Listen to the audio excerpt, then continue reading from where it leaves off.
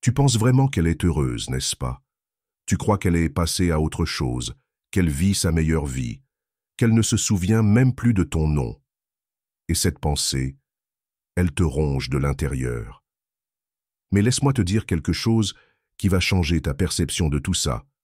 Le bonheur, c'est une illusion. La version d'elle que tu vois aujourd'hui, ce n'est qu'un masque, une mise en scène soigneusement élaborée pour te faire croire qu'elle s'épanouit. Mais voici une vérité que la plupart des hommes ne réalisent jamais. Si elle s'en fichait vraiment, elle n'aurait rien à prouver. Le jour où elle commence à poster davantage, à rire plus fort, à exhiber sa nouvelle vie, ce n'est pas parce qu'elle t'a oublié, c'est parce qu'elle veut que tu le vois. Et si elle veut que tu le vois, c'est qu'une part d'elle s'en soucie encore. Mais toi, tu tombes dans le piège. Tu la surveilles, tu analyses chaque détail, tu te convaincs qu'elle t'a déjà remplacé. Et c'est exactement pour ça que tu te sens faible. Parce que plus tu réagis, plus tu confirmes le pouvoir qu'elle a sur toi. C'est là que le stoïcisme entre en jeu. C'est ici que tu reprends le contrôle. L'homme le plus fort, c'est celui qui ne bronche pas. Celui qui n'a pas besoin de vérifier son profil, de poser des questions aux amis communs ou de se demander avec qui elle est.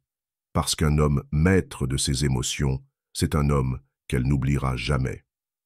Alors, voici la vraie question. Es-tu prêt à te libérer de cette illusion? Es-tu prêt à arrêter de laisser son existence dicter tes émotions? Si c'est le cas, commence maintenant.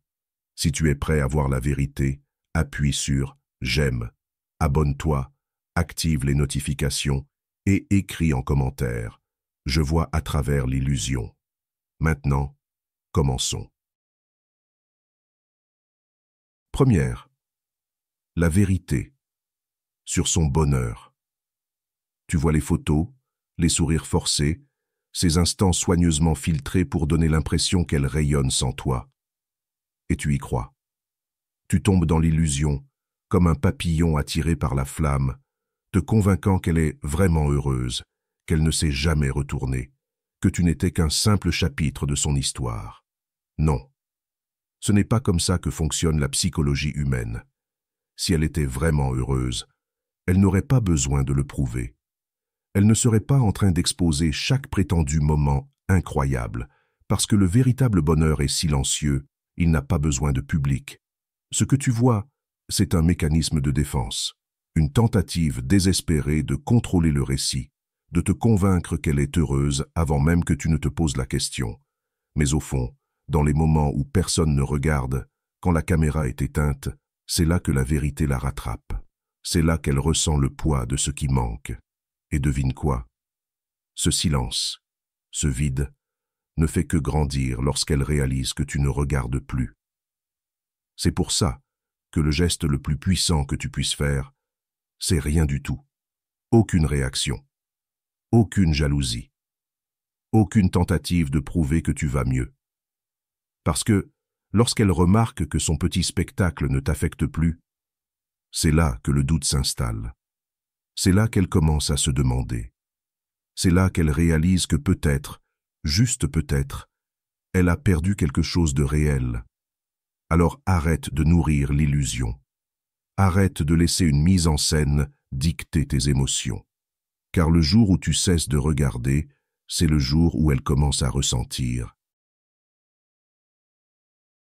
Deuxième, l'illusion du remplacement. Tu la vois avec quelqu'un de nouveau et ton estomac se noue. Ton esprit s'emballe. Comment a-t-elle pu tourner la page si vite? Tu commences à te comparer à lui, à te demander ce qu'il a que tu n'as pas. Et en un instant, tu tombes dans le plus grand piège de tous. Croire que tu es remplaçable. Non, ce n'est pas comme ça que ça marche. Voici ce que tu dois comprendre. Les gens ne remplacent pas. Ils se distraient. Quand quelqu'un se jette immédiatement dans une nouvelle relation après une rupture, ce n'est pas parce qu'il a trouvé mieux, c'est parce qu'il fuit le vide. Ils essaient d'engourdir ce qu'ils refusent d'affronter. Et plus vite ils passent à autre chose, plus tu dois comprendre ce qui se passe vraiment. Les relations pansements ne sont pas une question d'amour, elles sont une question de déni. Elles servent de bouclier contre le silence, un moyen d'échapper à la réalité d'un manque. Et voici la meilleure partie. Le jour où elle cessera de fuir, où elle ralentira enfin et regardera en arrière, c'est là que le regret l'écrasera. Parce qu'une vraie connexion ne disparaît pas du jour au lendemain. Elle persiste, elle résonne, et un jour, elle l'entendra clairement. Mais toi, tu fais l'erreur de penser que c'est une compétition. Tu observes, tu réagis, tu nourris l'illusion qu'elle est plus heureuse maintenant. Stop. Arrête de lui donner ton pouvoir. Parce que la vérité, c'est que si elle avait vraiment tourné la page, tu n'y penserais même plus. Elle serait un chapitre clos dans ton esprit. Le fait que tu sois encore là, à te poser des questions, c'est ton problème à régler. Alors laisse-la faire ce qu'elle veut, laisse-la prétendre, laisse-la courir. Parce que pendant qu'elle est occupée à combler un vide, toi, tu maîtriseras la seule chose qu'elle ne pourra jamais feindre, la paix intérieure. Si tu as fini de croire aux illusions, si tu refuses de faire partie du jeu, aime cette vidéo, abonne-toi, active les notifications et commente « Je suis irremplaçable ».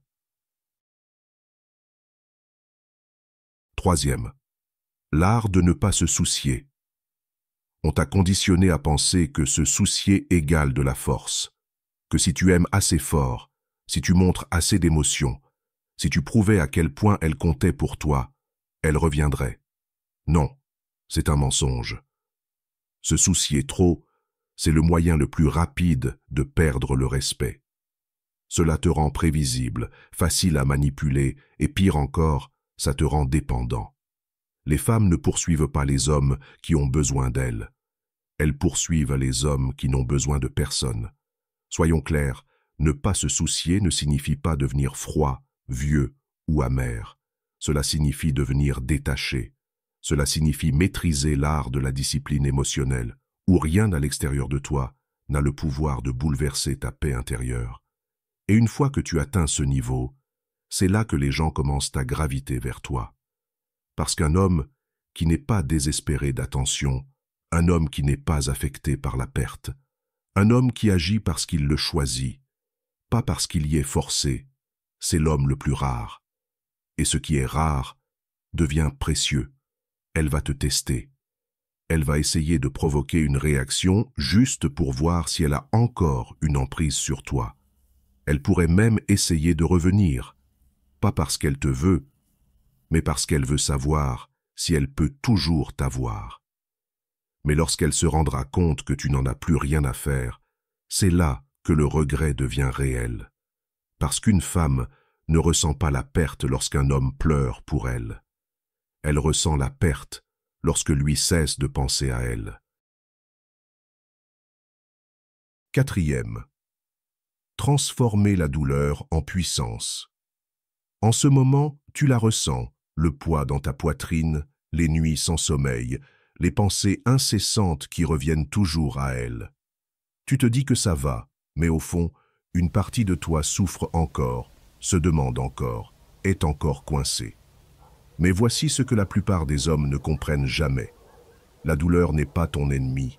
La douleur est ton carburant.